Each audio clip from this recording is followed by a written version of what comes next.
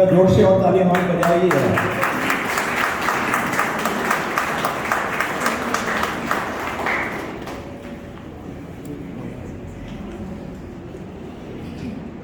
Thank you for the phrasing. We have our delegation back. Maybe we'll give a chance later on for the delegation to speak a little. After, can we give them a big hand? Where is Alex? Alex today. Alex is there.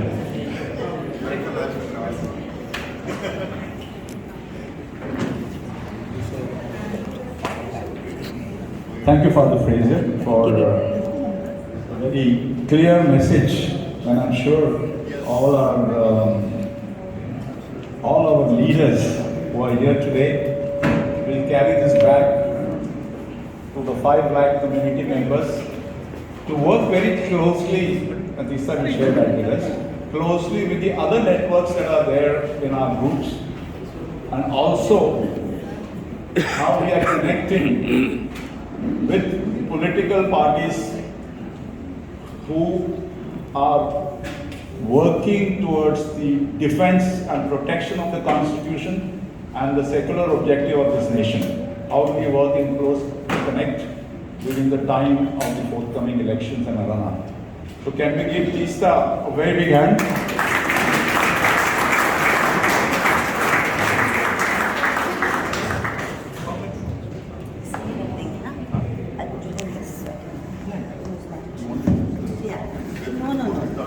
Put it on the stand. Easier then.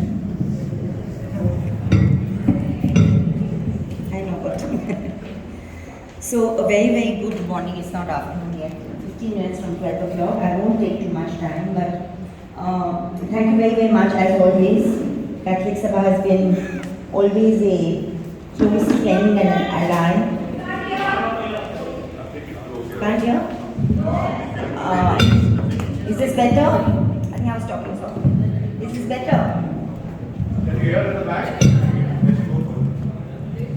Thank you so much for having me here. Bombay Catholic Sabha has, I think since 1998, 1999, been a close ally and a friend of many of us, and we've always tried to do what little we can to strengthen each other's ranks.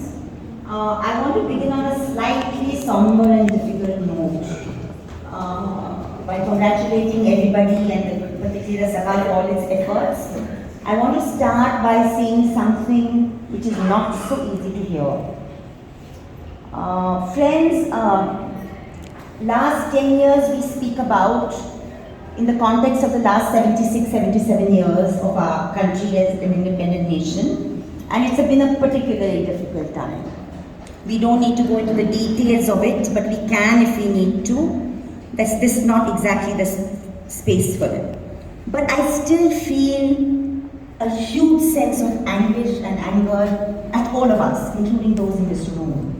Because what does it take to get us to the tipping point?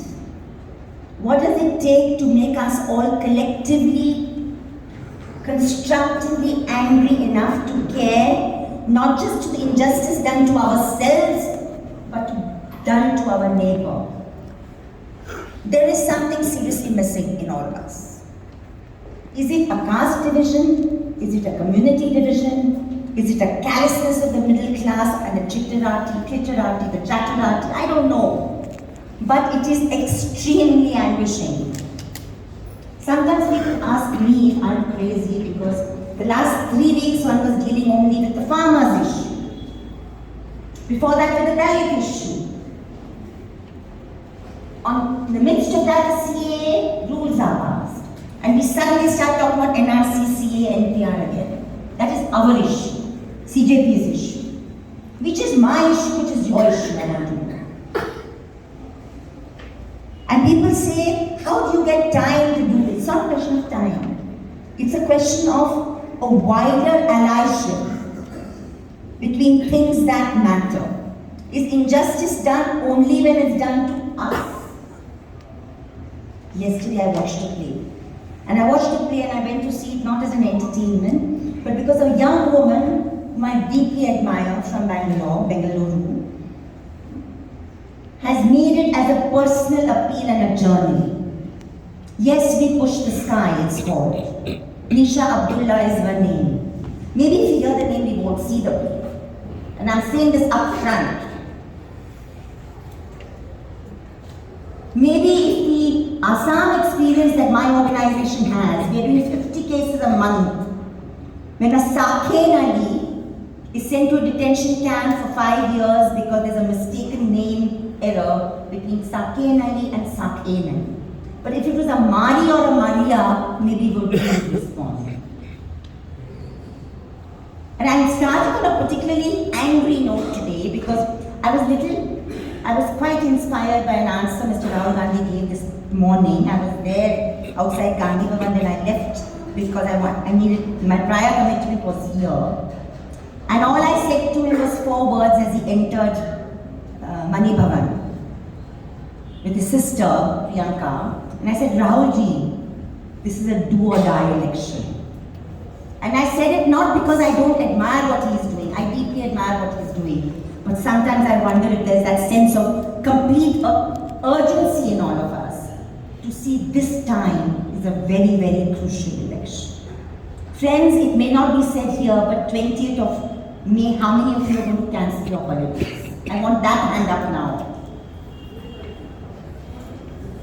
How many of you will not go abroad so that we can ensure that our communities and neighborhoods vote? The date has been very insidiously chosen because Bombay gets emptied out at that time. Not just the middle class, even the Kokani, Maharashtrian working class goes back to its villages.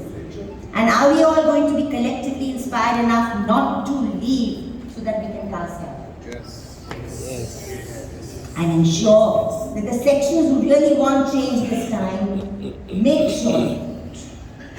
So after I said those couple of words and I felt good about saying it on the way back, and even when I was sitting here waiting for the function to start, I was listening to the Tejpal auditorium interaction. And actually after the few of us who said a few things, doesn't matter, it was different people who said things. 1 or 2 sentences of Mr. Gandhi, and I don't quote leaders normally, but I think something has dawned on him in the last 2-3 years. I wish it had dawned on him 8 years back. Because even this Bharat Jodo Yatra, in my view, started too late.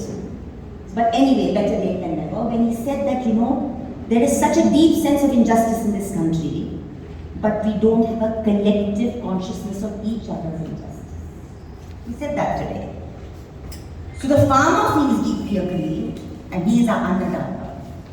The worker feels deeply aggrieved because of the 4 labor codes. I don't know how many of us know that the 4 labor codes were passed during COVID, taking 150 years of struggle away from the working class of this country. Which means no permanent jobs, no security of jobs, no security of health at work, etc. The Dalit feels deeply anguished. Women feel crimes have really soared against women. And the worst and upfront are the minorities, as we know. Muslims first, Christians second, let me say that.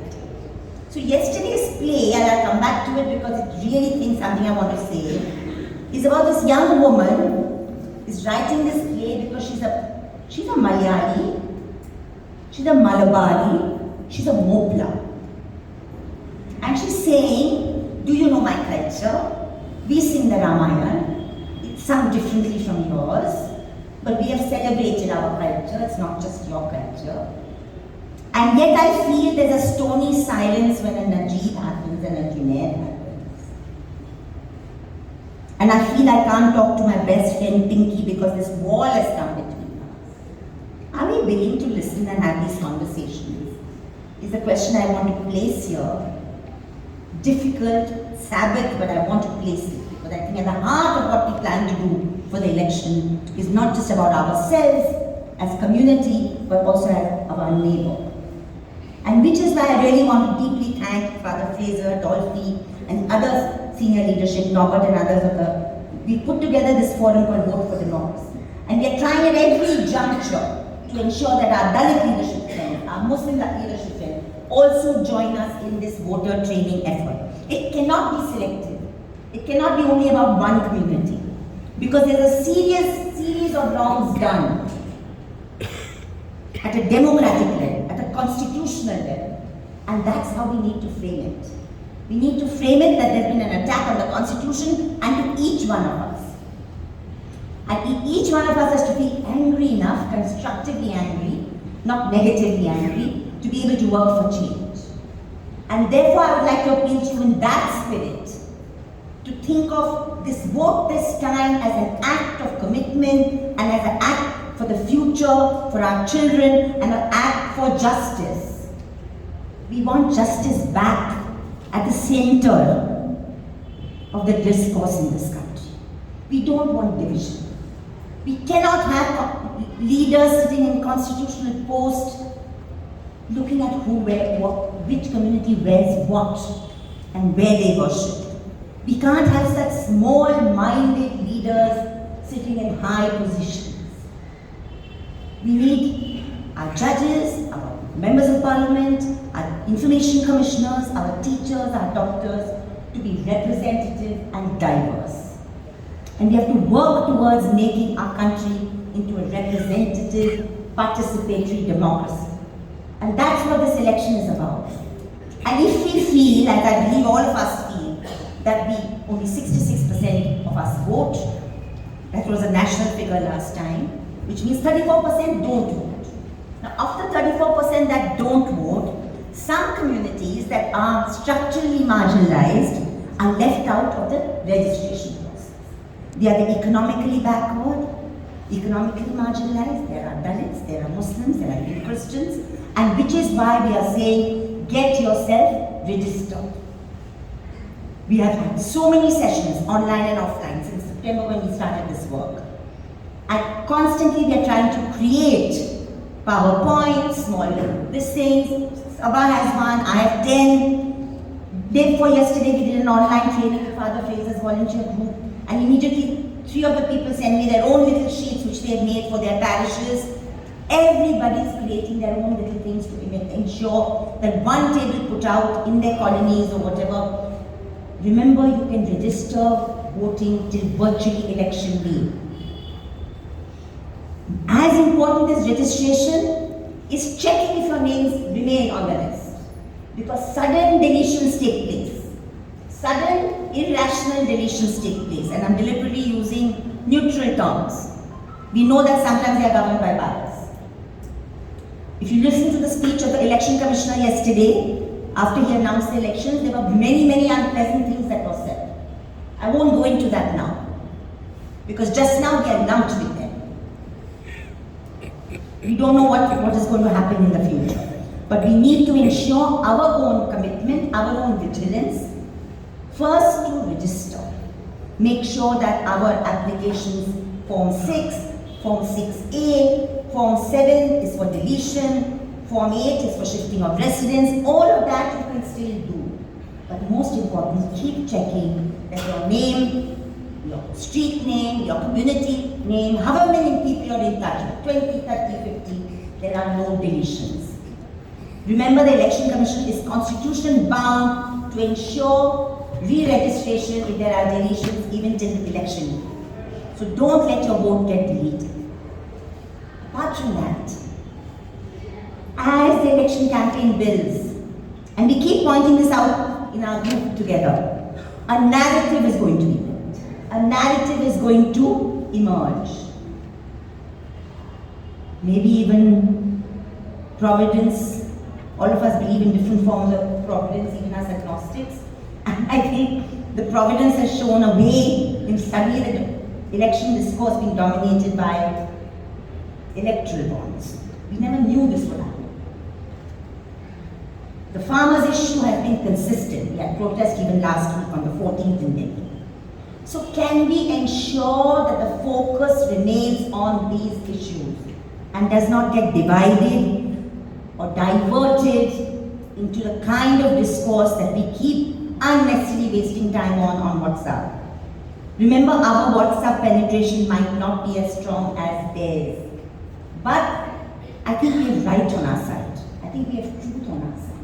And we have a whole bunch of people out there who are creating really creative WhatsApps, create little videos. Let's use the ones we believe that further constitutional values, that further a healthy future, a non-divisive future for our children. And speak about unemployment. Speak about the fact that a great country like ours has slipped on the Human Development Index. How many starving, hungry children do we have in the 21st century? And we're not talking about that. How many of our women do not get proper prenatal care? All of you know the figures. Can't we use that as a concern for the country? The COVID-19 pandemic told us what the state of our public health is in this country. That is what we should be debating. We should not be debating fake narratives of a top-heavy G20, ridiculously expensive kind of advertisement push for a party and a regime that has used public funds to fund its own image. Let's remember where all this funding has come from. Building up a person's image, building up a set of leaders' images, etc. And it is coming slowly unraveled with the electoral bond scam. But we need to make sure, which is why yesterday I mentioned in one of our groups, I think some of you might have seen it, that my young friend Sohit Mishra, who's a former NDTV, one of the people from NDTV was jumped. Please watch the independent YouTube channels. Do not go to India Today, not even if Rajdeep Sardesai. Do not go to any of the TV channels. Go to the alternate media channels, particularly those in Hindi. Please. You have a wealth of information coming out of there. You have Sohit Mishra official, you have Indie Journal, you have Article 19, you have Punya Prasun Bajpayee, you have Ajit Anjum, you have Nikhil Wagle, you have Raju Parulekar, who's scathing and biting and satirical. But you have a whole variety of information which actually affirms a constitutional worldview. Why should we waste our time with Republic, Times Now and Imperial? Who was hosting a conclave yesterday when the electoral bond scheme broke on this nation. It's a shame what we're doing.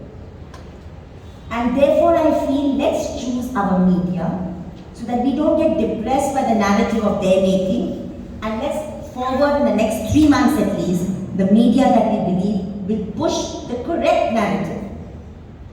I think Sabha, today 39 units, a fantastic representation. Congratulations to all of you. But we are meeting again, I think, on the 22nd, and that's going to be an actual training session. And we are going to work it out, how we do it, how we work out that training. We are going to try and make sure that the representatives of other groups also come. Groups we were mentioning, which are the groups from the Muslim community groups, the Dalit community groups, the Bhatke Vimukht Samaj, which is a very, very small, denotified criminal tribe. We are working with them as well. We are trying to make sure they also come so that there is some interaction between our volunteers of Sabha and also them, at the local level. Because we really need to look beyond our walls, beyond our neighborhoods, to just the neighborhood on the other side. Because eventually, water, food, air, wind, sun does not belong to any color or any religion. And our country is based on the principle of composite nationhood, which the CAA is trying to take away. It's built on the question of equal and conscious citizenship. And I think that's what we need to further. So details of how we can do registrations, the PowerPoints, I won't go into here today, because I think today was much more for a general motivation program. But I would urge you that these PowerPoints exist. Norbert has made one for the Sabha. We made one for Vote for Democracy. We made some small posters about registration. Any of these can be shared with you. But please ensure that there is voter registration, voter involvement.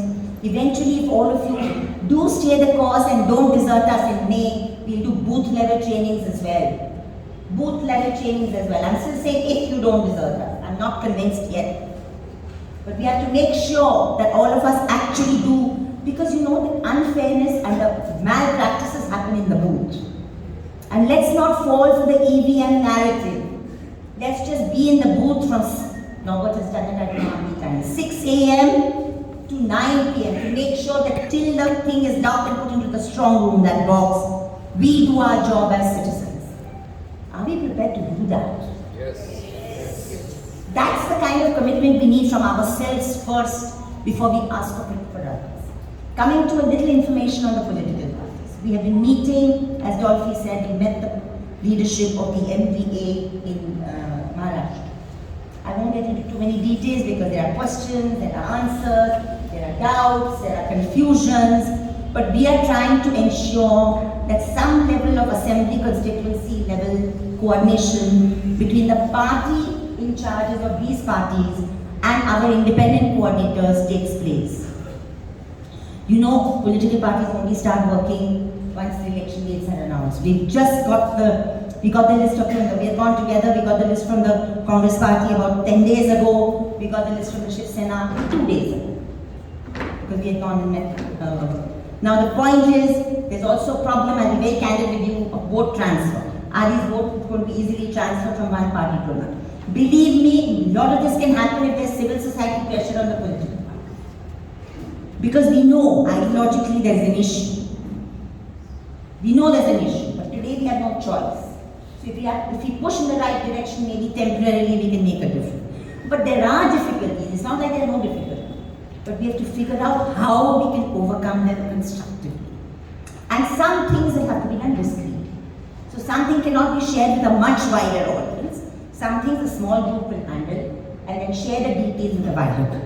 Because you know, today with our WhatsApp psychology, we are just so keen on sharing bad information and bad news quickly without giving it a thought of what impact it will have on the bigger group that sees it.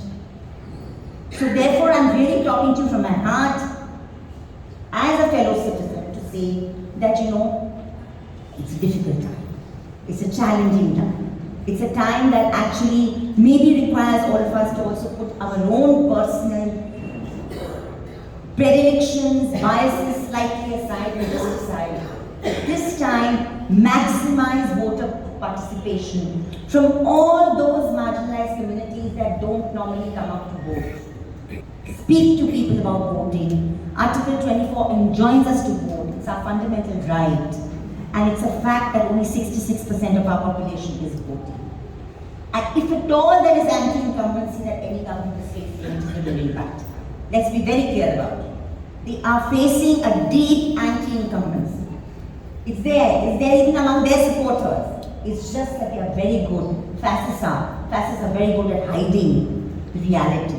They like to quote it and pretend that the difficulties are not there. But we have to ensure, instead of getting to their level, like Father Fraser said, we have to ensure it with facts and truth. Facts and truth are on our side. We just have to ask, what have you delivered? What have you delivered in terms of jobs, in terms of Human Development Index, in terms of alleviation of inflation and price rise? It's more schools for the larger number of people, more public health centers. On all these counts, there's been a zero. I mean, it's been a downward trend. So we just need to point these things out to people. And finally, I'd like to say, which is our pet subject, is that we will find a divisive discourse coming. That is all they finally resort to. That they will start using very, very insidiously and deviously, that was the phrase that Father Fraser used, deviously, they'll start using language which will start othering some of our people. That's what the politics stands for. Now we cannot afford to feel happy if it's not othering us. Please let that sink in for 5 seconds. Because let's just remember, if it is othering somebody, it will other us tomorrow. Remember that famous poem from Nazi Germany, that first they came for the Jews. Who remembers that poem? Communists. Father remembers it the best. First they came for the communists, and I said I would not speak up because I'm not a communist. And finally, when I looked around, when they came for me, there was no one left to speak for me. So please remember that just before they speak about skull caps and topies, it doesn't bother us. It should bother us as much as when a pastor is attacked in Chhattisgarh or Uttar Pradesh. And I'm saying this consciously. And believe me, I say it the other way around when I go in front of a Muslim audience as well. That when there's a Hathras, and when there's an attack on a church, we have to feel as upset as when there's a lynching of Junaid. Because the brutality of the killings that the Muslim community has faced are much, much worse in one sense. Because they're a more concentrated number. And in any case, the book says, their book says, Golwalkar's book said, that the enemy of the quote-unquote Hindu nation is Muslims, Christians, and then communists. They've said it in black and white, and they believe it. And when they say communists, they mean the dissenter. They mean the political dissenter. So, just let's respond to hate, regardless against whom that hate is expressed. And how do we respond? We respond with reason, we respond with facts, and we respond with compassion and love. Because I think all these things do work to dissipate the poison of hate. And I think that is what Nisha was trying to say in her play yesterday. I just missed that checking out call from my family. I don't expect much else, but I expect a call and a check out voice to say, are you okay? We understand your situation in this India is very difficult. It's just that, what do we call it? It's that expression of concern which is genuine. It's a calling out, it's a reaching out. Not everybody is expected to be on the street. I'll just end with one. I said I'll end twice, but now I will end. One story of 1992 Bombay. It was Bombay. And it was a Basti, Kurla. I went there on the morning of December 7th. We know the havoc that had happened in our country on December 6th, the Sunday. And I left my home in Santa Cruz early morning, and I went to visit all. In the evening of the 6th, I was in Dharavi. When the first victory yatra was allowed by the police, and that's when the havoc started. And I went on the 7th when the whole area had been attacked in the night. I reached early morning, and there was a kind of eerie silence that you can only sense in the Basti, which has been seen a mob attack the night before. And I met the inhabitants of a building. It was a lone building of Muslim tenements lived there. It was a completely Hindu neighborhood. And it started one by one, unraveling the entire night before. And you know what the story was? None of them would have been alive, or very few of them would have been alive, but for the fact that when a mob led by one drunken Shakha Pramukh came to hunt them down and burn their building down, or whatever they wanted to do to the building, one buxom Maharashtrian woman, 75 plus, in a Nawari sari, who was the mother of the Shakha Pramukh, she comes and stands in front of the mob and says, "Over my dead body." And even in that drunken state, her name was Vimlabai Khaunekar, I still remember. And even in that drunken state, Bharat Hassan had to, his eyes had to sink in shame, and he slunk away after that tense moment of about 15 minutes. So it doesn't take much. Not everybody can be a Vimlabai Khaunekar. But we can call each other's pain out. We can recognize that we are not the only ones under attack. And though we might be very small in number, the sheer compassion and sense of justice that the Christian community has contributed to the history of this nation enjoins on us to help fellow Indians out. Thank you very, very much.